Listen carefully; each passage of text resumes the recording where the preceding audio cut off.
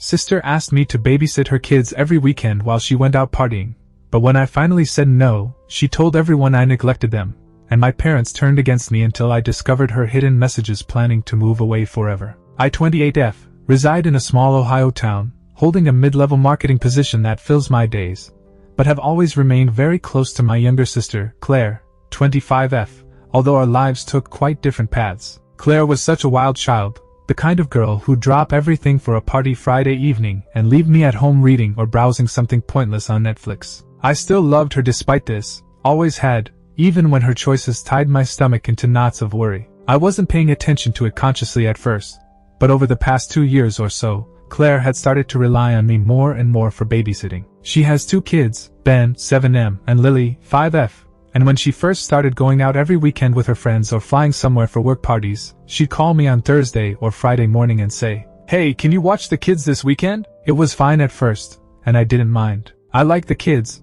They were clever, funny, and in their own zany way, kind of sweet, and in fact, it was comforting to be needed, even if it meant being run into the ground. I'd cancel my own appointments, even answer business calls in the evening hours while keeping watch as Ben built some ridiculous Lego creation or Lily insisted I paint her nails in the wrong shades because that's what she wished to have them. It became routine, me, weekends only, juggling their homework, snacks, and bedtimes, Claire dropping Sunday night or Monday morning, her hair smelling slightly of perfume from the night before, brushing off my tired expressions with a swift smile. "Thanks, you're a lifesaver," and I did believe it, until, thanks, became as obvious as the only thing she ever intended to give. Slowly, little things started adding up in my head. I'd catch myself suggesting that she spend a peaceful weekend with the kids at home doing something like baking or watching a movie, and she'd wave me away as if I were the brain-dead one. I started to realize I couldn't remember the last weekend she'd spent with Ben and Lily without some external distraction, and even holidays were tainted by the same routine.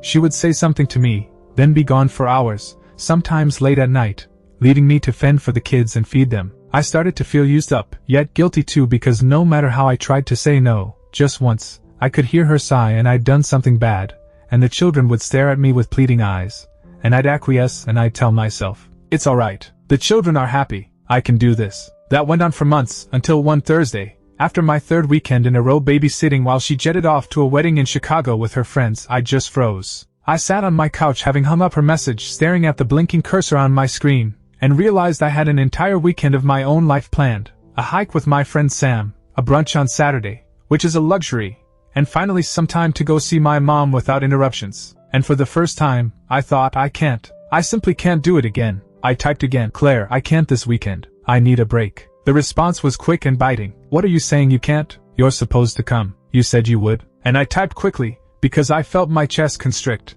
"I've been there close to every weekend for months. I need a weekend to myself. You'll have to handle this one." There was a silence, and then another message, shorter, nastier. "Fine, whatever. I guess you don't care about the kids." My heart fell. I stared at my phone for what seemed like 10 minutes, the words burning with acid. I couldn't believe I was reading it. Me, not caring about Ben and Lily? I'd read them stories at night when they were sick, stayed up all night when they had nightmares, gone to every single recital, soccer game, and school play, missing deadlines at work or sacrificing my own plans along the way. And now, for saying no for one weekend, I was the bad guy. I tried to explain, responding back, "I do care. I care a lot. But I need a break as well, Claire. That is not abandonment." She didn't call for hours, and by the morning, it appeared she'd already started acting. My parents called, my mom, to be exact, her tone icy and accusatory. "We heard you didn't look after the kids this weekend. Claire told us you left them alone at home," she said. I was frozen, stunned, my heart pounding. "Mom, I know I did not.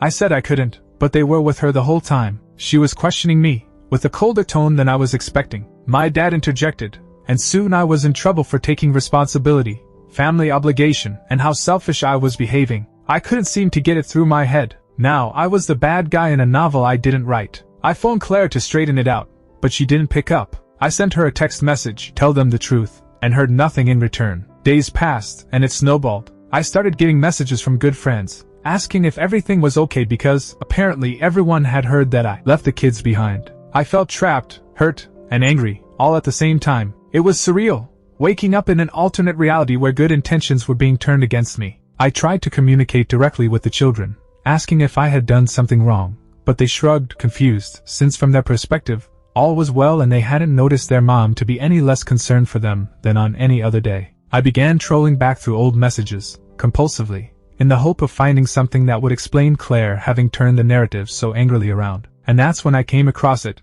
Hidden messages on her phone, text messages to a friend, which were full of plans to quit town for good, furnishing her apartment, and making it look like she'd been responsible while depicting me as irresponsible. My hand shook as I read the messages. She was going away several hundred miles from me, starting anew, and she'd been building an image to portray me as bad in the eyes of everyone who mattered. My parents, friends, even people I barely knew. It all fell into place, suddenly.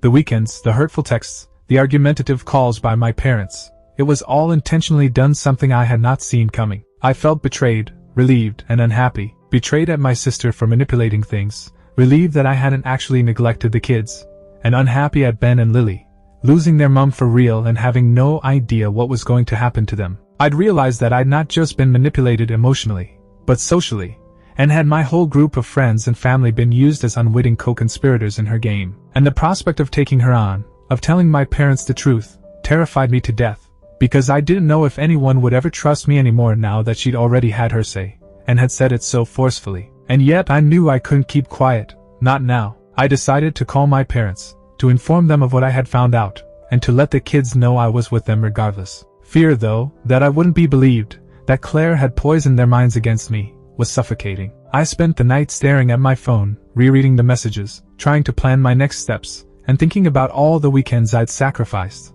all the times I'd put their needs ahead of my own, and realizing that maybe, finally, it was time to reclaim my boundaries. But I also knew that whatever I did next would forever change our family, and that realization churned my stomach into anxiety, for I loved my sister, I always had, but I could no longer deny the manner in which she had manipulated that love. I didn't sleep that night, and in the morning, I'd made my mind up that I needed to be strong, to let my parents and the children see that I hadn't let them down, and to sit Claire down and question her about the lying she'd concocted. I knew it wouldn't be easy and could leave scars. But I also knew I couldn't allow this manipulation to further color our lives. And here I was, gazing out the window of the serene suburban neighborhood, imagining Claire boxing up her things, perhaps forever. And I realized how quickly family obligation disintegrates when trust is broken, and that maybe, just maybe, this was the moment where I had to fight for it, not for her, but for me and the kids who never did deserve any of this. I called my parents the next morning, my hands trembling as I clutched the receiver. "Mom, Dad, I need to tell you something about Claire and the children," I stammered, my voice trembling. My mom took a deep, harsh breath, as if she already had a feeling that she wasn't going to like what I had to say. "I've been reading Claire's messages," I continued, my voice level though my heart was pounding. "She's been contemplating leaving for months and has been telling all of you I forgot about Ben and Lily when I didn't. She's playing you all off." There was a pause, and then my dad's voice, wary, nearly hesitant. "Are you sure about this?" I nodded to myself despite the fact that they weren't able to see me. "Yes, I've got the messages. She talks about leaving town, and having it look as if I've failed. I swear, Mom, Dad, I didn't do anything wrong. I've been there for the kids every weekend. I've cooked, done homework, bedtime, everything. Claire is. She's framing me." My mom's voice shook slightly, but the uncertainty was there. "We don't want to think she'd lie like that." I felt the same piercing pang in my chest that I felt when I knew she'd lied about this, turning me into the villain. "I know it's hard, but I have proof. Please, just read the texts. I'm not lying." My dad muttered something about family loyalty, about not taking accusations on faith without verification, and I knew this would be a while, but at least I had a place to stand now. After a grueling, taut morning of forwarding screenshots and reading texts out loud to them, my parents could finally notice the trend. My mother's tone softened at one point. "I didn't know, we just presumed." I nodded on the verge of tears, for I understood. We all presumed, we all read the surface story, and we hadn't stopped to think about it. And yet, despite the relief, there was still that tinge of guilt, because for weeks, I'd been made to feel a stranger in my own family, unfairly accused. I had to think about Ben and Lily, and how to prepare them for what lay in front of them. I knew they didn't really understand what was going on, but I did not wish to shock them by losing their mother, even temporarily, and by discovering that she had been deceiving everyone. I made small alterations during the course of the next few days. I called my manager to change the schedule, so I could stay home with the kids when Claire inevitably started packing up her stuff. I shopped in bulk for groceries, had a lot of extra clothes, comfort items, and even planned out little activities to keep them happy and occupied. I did not wish for them to catch on to the commotion that was taking place backstage, but I did know they were clever ones. They were 7 and 5, and children that age are able to sense tension even if you wear a pretend smile. Meanwhile, Claire had started sending sporadic texts, defensive and furious, trying to justify herself, declaring that she was entitled to space, that I was too controlling, and jealous of her freedom. I read them and just sat there with my eyes fixed on the screen, shock mixed with rage. How could a person be so outrageous, so manipulative, and still pose as the victim? I wanted to reply back, scold her, but I knew this would only make things worse, especially with my parents and the children stuck in between. So I focused on what I could manage, my relationship with Ben and Lily, and keeping their world as stable as possible. When Claire came over to pick up the children that weekend, I went to meet her calmly, trying to keep my voice even. Claire, I know what you've been up to. The texts, lying, you're leaving town and making it look like I'm neglecting the kids. She blinked, wide eyes, a fleeting look of fear, or maybe guilt, on her face. Ah, you don't get it. It's complicated, she said tightly. I shook my head. No, Claire, it's not complicated. You've been lying to everyone, even Mom and Dad, and manipulating the circumstances for your benefit. I can't keep going on like that. You must tell them the truth. She scoffed, trying to brush me off, but I could see chinks in her armor. It was the first time in months she didn't have a witty retort, didn't try to gaslight me. The children were in the next room, quietly playing, and I could feel their tiny presences like anchors on my heart, reminding me why I couldn't back down. Claire would eventually mutter about having to leave town and being trapped, but the words were not real, more of a cover-up than an explanation. I told her firmly, you may leave town, yes, but not on the grounds of alienating everyone against me. You owe it to me and the children to be honest. And she stormed out, slamming the car door so hard that it thundered in the driveway. I knew she wasn't quite prepared to own up to what she had done yet, but at least the row had occurred. That evening, I sat on the sofa with Ben and Lily, who sensed the tension but did not understand it as much. I knelt down so that we were at eye level. Hey, you two know that I love you both, don't you?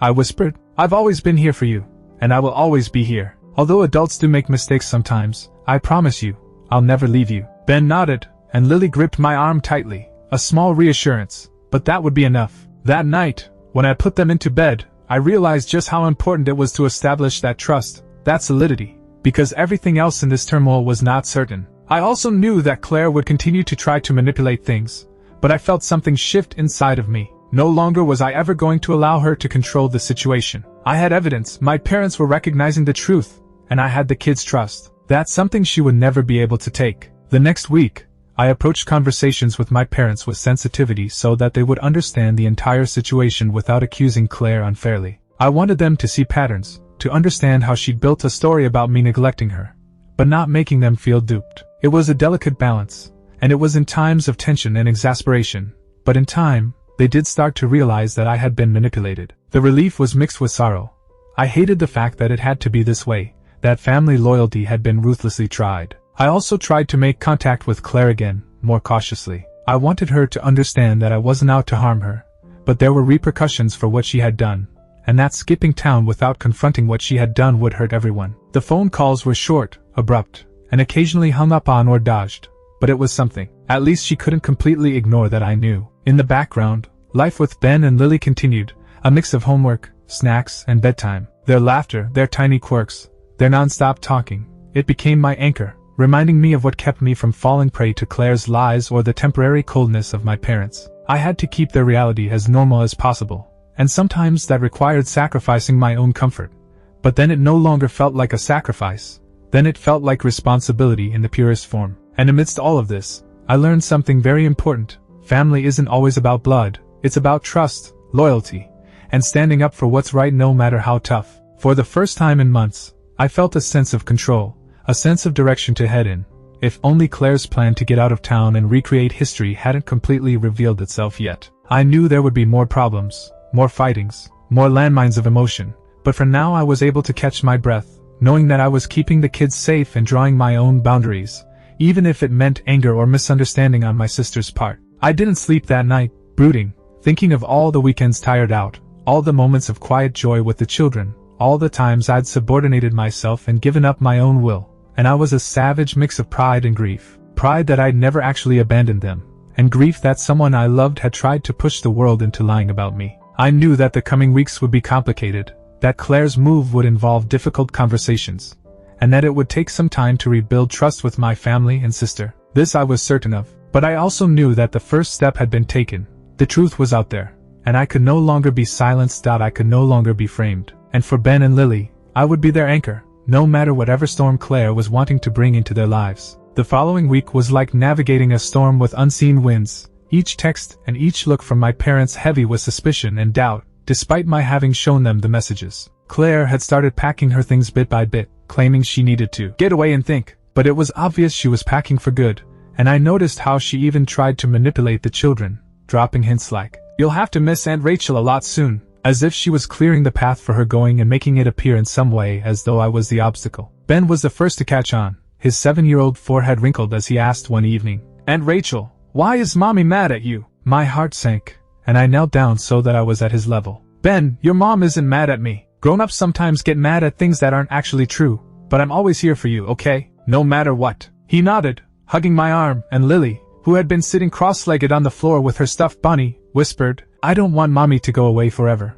I had a lump in my throat, and it took all I had not to break down right there. I tried to reassure her, speaking gently. "She's your mother, and she's going to do what she thinks is best, but I'll always be here, and I'll keep you happy and safe." In the days that followed, I focused on creating small pockets of normalcy. We baked cookies, played board games, and even watched movies, trying to fill the gaping hole of Claire's absence with something ordinary. But after midnight, when the children were asleep, I found myself reading her messages again, the ones that detailed the full extent of her plan to leave town without telling anyone properly, to leave me to shoulder the blame for every weekend she had disappeared, every function she could claim I had failed to appear at, and it twisted my stomach in anger and disbelief. I realized only how calculated it had been. The texts hadn't been just angry ranting.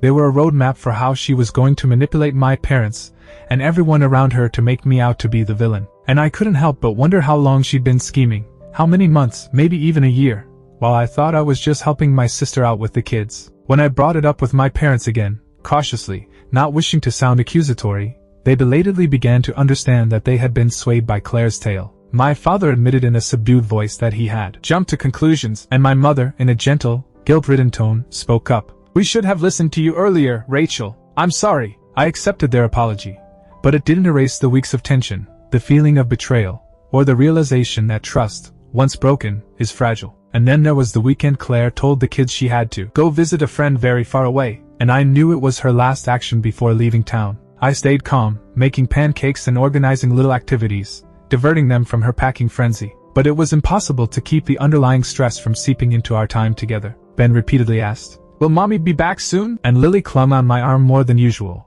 not letting go even for toothbrushing. Later that night, after I had put them to bed, I was sitting in the living room staring at the dim glow of the lamp, thinking about everything that had happened. Claire had wielded her children as a tool against me in subtle ways, and the children were unaware of what was happening. All they knew was that their mother seemed upset, and I was now the culprit everyone was mad at. I had to be strong for them, but it was exhausting, both physically and emotionally. On Monday, I got another text from Claire, short and bitter. "I'm getting out of town this week. Don't make drama for the parents or children. This is my decision." I read it and felt a relief and anger mix. Relief that the confrontation was inevitable and now she couldn't manipulate face to face anymore.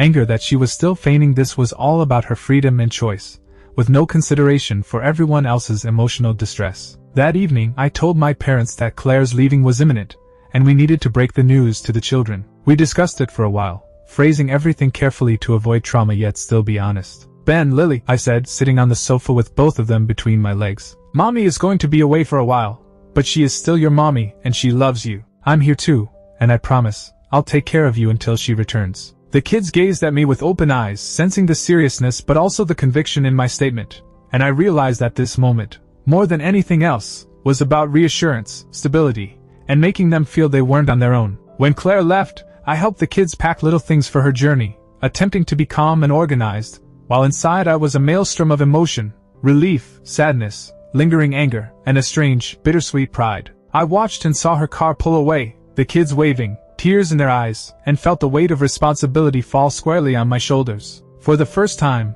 I understood the full extent of what I had been dealing with all along, not just the childcare arrangements, but the inner lives of these two little human beings, who depended on me unquestioningly even when the adults in their world let them down. In the days that followed, I noticed subtle changes in the children. Ben asked more questions, probing gently for explanations of why his mom had gone, testing boundaries and seeking reassurance, while Lily seesawed between introspective silence and clingy explosions. I responded with patience, honesty, and consistency, knowing that these were essential to maintaining their feelings of safety. Meanwhile, Claire's absence brought a welcome clarity to my own relationship with my parents. They began to see how often they had taken my sacrifices for granted, and slowly, through sometimes tense, sometimes tearful discussions, they began apologizing for not trusting me. "We should have known better, Rachel," my mom said one night, her voice filled with emotion. "We never should have assumed everything and not consulted you in the first place." I smiled, appreciative of the sentiment, but also aware that trust, once unraveled, doesn't repair itself overnight. In the weeks that followed, I devoted myself to creating a new rhythm for our family. Weekends were consumed with doing homework, trips to the park, and low-key movie nights, each small success bolstering my confidence and the children's sense of security. I also began thinking about how to approach Claire when she returned, or whether she even planned on returning at all. I wanted to be honest, but I also knew that confrontation had to be balanced in order to avoid further manipulation or emotional harm. One evening, I reread her messages, her schemes for her new life, and noticed for the first time a vulnerability underlying her blatant manipulation, a casual admission of feeling trapped, isolated, and in need of a fresh start. I didn't excuse what she had done, but I understood a little better why she might have done it, and it added a shade to my feelings. Anger with a hint of sadness, frustration with an undercurrent of compassion. I realized that family is not black and white, and that even when someone hurts us horribly, understanding the reasons that led them to behave as they did can allow us to move forward. And as I sat there, listening to the gentle hum of the house, I thought about Ben and Lily sleeping in their beds, and I knew that regardless of what Claire chose, I would remain here, holding down the fort with the love and stability they needed, even if it came at the expense of being resented or misunderstood by the sister I used to idolize. The weeks crawled by, daily a tightrope walk of normalcy, and the underlying strain of Claire's disappearance, and I was both exhausted and elated. I had weathered the storm of manipulation, confronted difficult truths, and now I had a chance to rebuild, not just trust with my parents, but my own sense of control and knowledge of what it meant to protect the people I cared about. And for the first time in months, I allowed myself a private, quiet moment of triumph, knowing that despite all of it, I had held fast to what was most essential, the children, and my own integrity in the face of betrayal. Several weeks after Claire's departure, life settled into a strange rhythm that was both exhausting and comforting. The kids' routines were consistent, homework done on time, meals predictable, bedtime stories read with precision, yet the ghost of her absence was there, a reminder of what had been managed and lost. I, 28F, now comfortably settled into the position I'd fallen into by default but had come to occupy with intensity. Watched as Ben and Lily began to shift in subtle ways, Ben more open to expressing his opinions, Lily learning to rely on schedules instead of anxiously shadowing my side. But one evening, while I was helping them with their homework, a message on Claire's old tablet, which she had left behind and forgotten to bring along, arrested my attention. I recoiled at first, guilty for spying, but something inside me urged curiosity. The messages I found weren't casual ones. They were meticulously detailed, plans for her life far away, instructions to a friend on how to keep the charade going with our parents, instructions on how to subtly blame me for neglect, while obtaining her apartment, job applications, and even ideas for new schools for Ben and Lily that she wanted them to start going to after she moved. I read it all, feeling a mix of shock, relief, and vindication. All the arguments, all the tension, all the angry words my parents had said in disbelief. All of it had been a part of a script Claire had written to manipulate us, and I finally had absolute proof. I immediately called my parents, explaining everything calmly, letting them read the messages. Their voices trembled as they absorbed the proof, shock and regret coloring their tone. "We can't believe she'd go this far," my mom gasped, tears welling up. My dad, usually composed, looked disturbed, admitting, we believed her tale, we didn't see it." I nodded, swallowing an emotional lump, because I knew exactly the way manipulation occurs, it blinds even the most perceptive. I reassured them, "I know, but we have the proof now, and the kids are safe. That's what matters." Then I began making cautious plans for what was next. I wanted to keep everything steady for the children, even if it meant playing things on Claire's terms, and I needed to prepare my parents for the fight that would follow when she found out I had uncovered her whole plot. When Claire finally called, it was quick, almost impossible, trying to reassert control, but I wouldn't let her take over the call. I was calm. "I've read the texts, Claire. I know what you're going to do. You can't manipulate everyone anymore.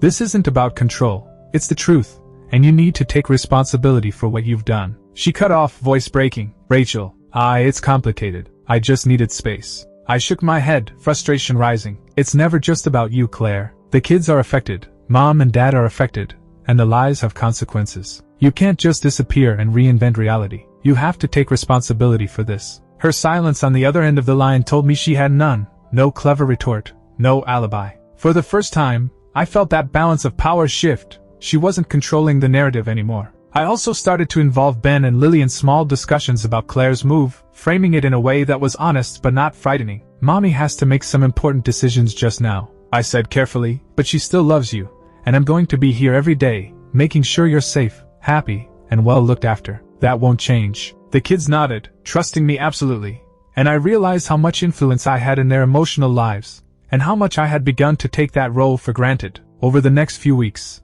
I communicated as little as possible with Claire, establishing boundaries. I informed her that she was welcome to see the children, but all visits had to be arranged in advance, open and honest. She accepted reluctantly, and I detected the tension in her voice when she questioned me for details, being careful not to engage in manipulative communication. I felt a strange mix of satisfaction and sadness. Satisfaction at having regained control, sadness because my sister had chosen a path that hurt all those individuals around her, herself included. One afternoon, as I worked on a school project with Ben, I reflected on everything that had happened. I realized that the weekend babysitting deal, begun as a small favor, had become a test of boundaries, loyalty, and truthfulness. Claire's betrayal was not just personal but a test of our entire family relationship, and I had passed by being myself and loyal to the children. Even my parents, who had lost trust in me, were now with me, their trust slowly being restored through open communication, shared reading of the messages, and witnessing the children thrive under my care. I was proud of that in a quiet way,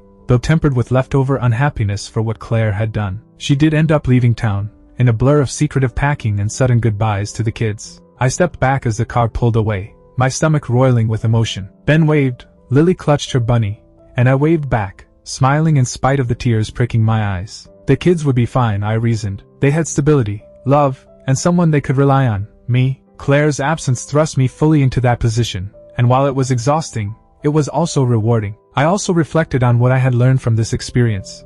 That family loyalty is messy, that trust is a luxury, and that doing the right thing, even if it means conflict, is critical to upholding integrity. I thought about my sister and what she had done, the manipulation, the lying, the plot to leave and control the narrative from afar. I did not forgive her entirely, not yet, but I understood the reasons, however flawed, and I braced myself for our future encounters with caution and awareness. Life settled into a new pattern, weekends filled with park trips, homework assistance, bedtime stories, and small joys that made me recall why I had lived through it all. Ben learned to ride his bike without training wheels. Lily started to read small books, and both of them laughed uncontrollably in ways that reminded me of children's resilience even amidst adult upheaval. I celebrated these moments inwardly, proud that I had been the rock in the storm. In the end, Claire's plan to leave town and frame me for neglect had been thwarted. I had the proof, my parents' support, and above all, the children's trust. And while I knew that betrayal scars lingered, I also knew that family is messy and complicated and sometimes hurts. But it's worth the battle, particularly when those who are relying on you are small and innocent and completely trusting. I had ridden out the tempest, restored order, and made the children's world safe again, and in doing so, I had learned to negotiate love, responsibility, and limits anew. And now, as I watched Ben and Lily playing together, laughing without fear, a quiet certainty settled over me. I had survived manipulation, conflict, and emotional storms, and I had come out stronger, more grounded, and more fiercely protective of those who were relying on me. Life would no doubt have its challenges ahead, but I knew I could face them with integrity, honesty, and the knowledge that doing what's right will not always be simple, but it carries greater weight than any transient accusations or manipulations. And as I sat there, letting the quiet of the night envelop me, I knew that even when the people we love hurt us, when lies are told and trust is questioned, there's always a way back to truth, solid ground, and love, if we're willing to stand firm, tell the truth, and never give up on the people who need us.